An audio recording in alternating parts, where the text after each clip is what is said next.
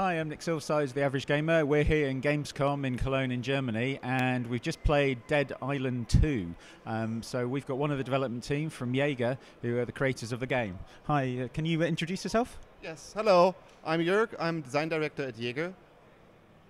So Dead Island 2 is, well, clearly you've gone for it's a very adult game. There's an awful lot of violence in it. Is it just like you guys just wanted to make it as violent as possible?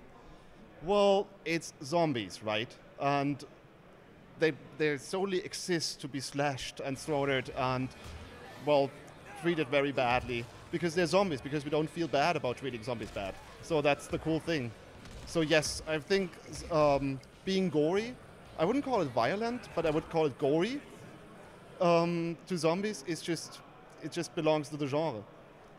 So what's out? There's loads of different ways of killing them. So you can set fire to them. You've got lots of different weapons. Is there any one that you really like to? What's your favorite kind of weapon in the game? My favorite is getting a fire modded sledgehammer and then doing the zombie launcher. That's when you hit them and then they go flying really high. And when they do that, they lead a trail of blood and fire.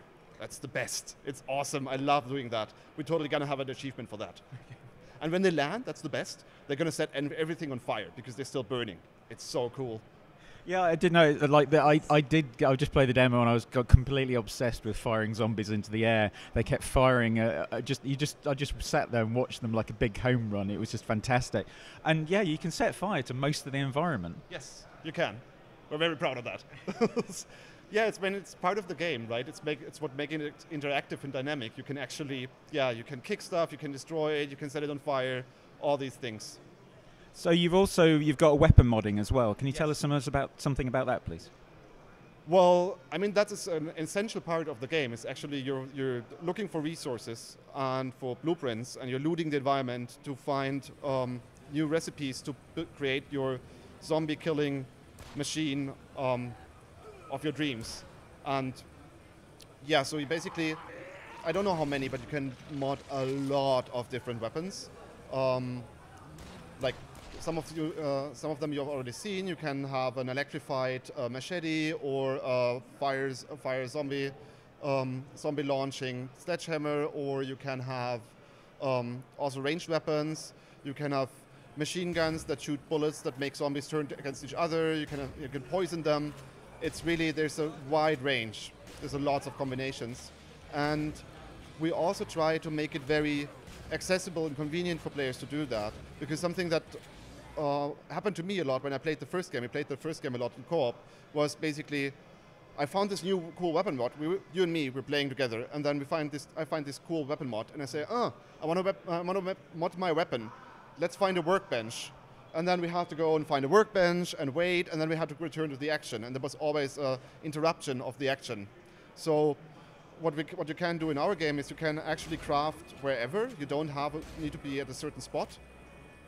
What you need to watch out for, though, since it's a multiplayer game which is always running, so basically when you craft your weapon, you might be attacked by zombies. So basically I said, I found this new mod and I now want to apply it to my weapon. And then I said, can you watch my back while I'm doing that?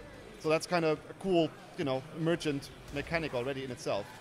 Because you've also got areas where you go into events. You're wandering around, you're killing zombies, and then the demo that we had an event to just protect. So it's all very seamless in the environment. Yes, that's basically how our quests work, if you want, or our missions.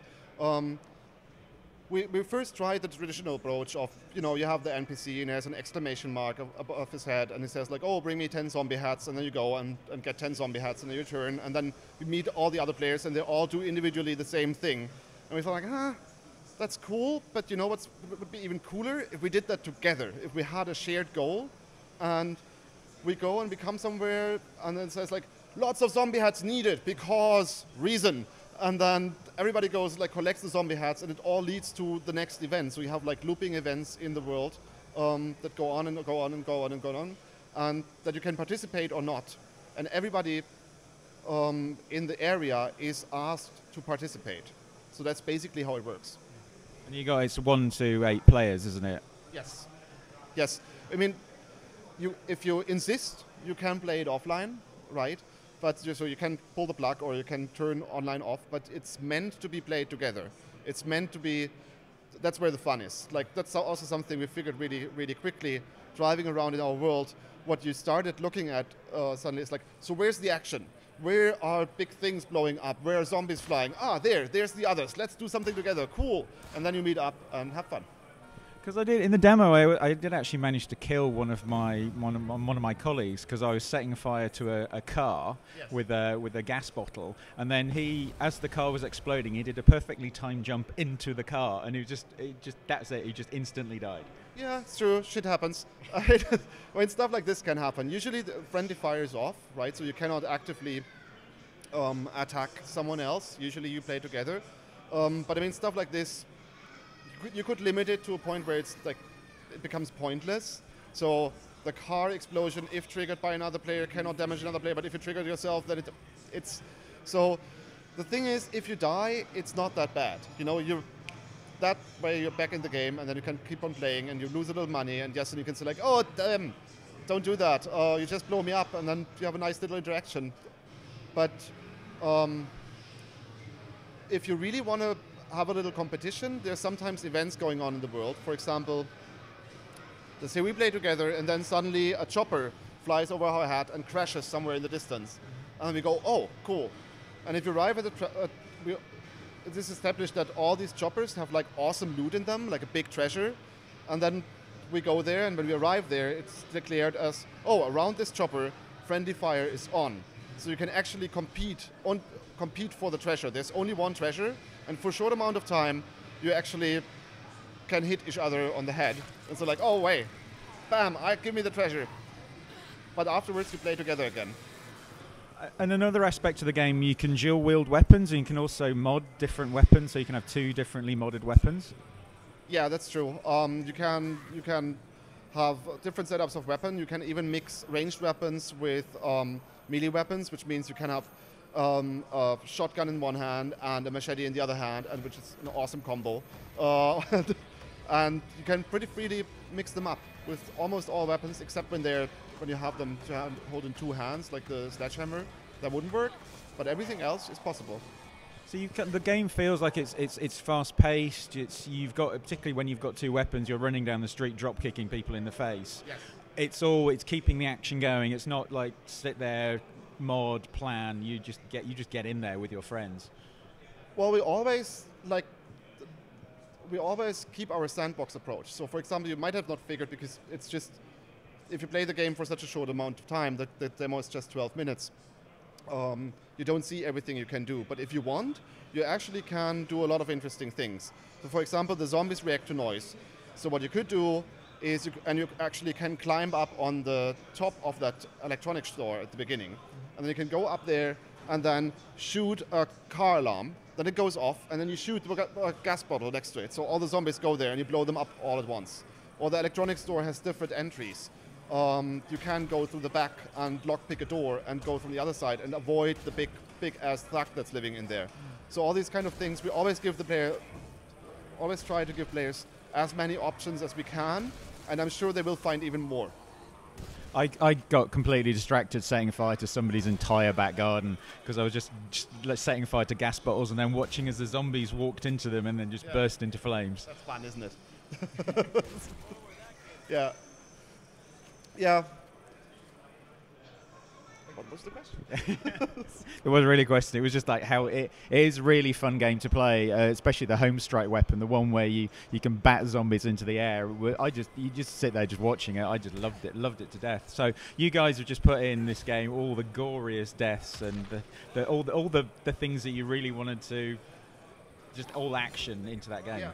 I mean, the interesting thing is, I worked on Spec Ops: The Line. I don't know if you know that. Which we did before, which was a very sad, dark military shooter. And it was way less gory. There was way less obvious violence in it. However, it felt way more brutal because you actually did it to real humans, and the way it was presented felt really brutal. With zombies, not so much. It's kind of comical in a way, you know? It's surreal, so it's just fun. So interesting with the Spec Ops, there was an awful lot of story in Spec Ops. So is there an equivalent amount of story in Dead Island 2, or is it more focused on the action? There is a background story to it. It's more focused on the action and on the world story, if you want. And the goal is actually to allow players to create their own stories. Because one of the things with Dead Island 2 is the game never ends. It has no ending. And as everybody knows who wants to create a good story, what you need is a beginning and an end. If you don't have an end, it doesn't work. So what we're more looking into is like ways of allowing players to create their own story going on and basically babbling about that. And I did these things, and then that happened, and then I got a little reveal of this in the back world. Did you know that? No, I didn't know that because you played it completely different. And that is the approach. I cannot reveal too much of it very soon, hopefully, but it goes away from the classical approach of storytelling, I would say. Cool. Thanks for talking to us. You're welcome. Thank you.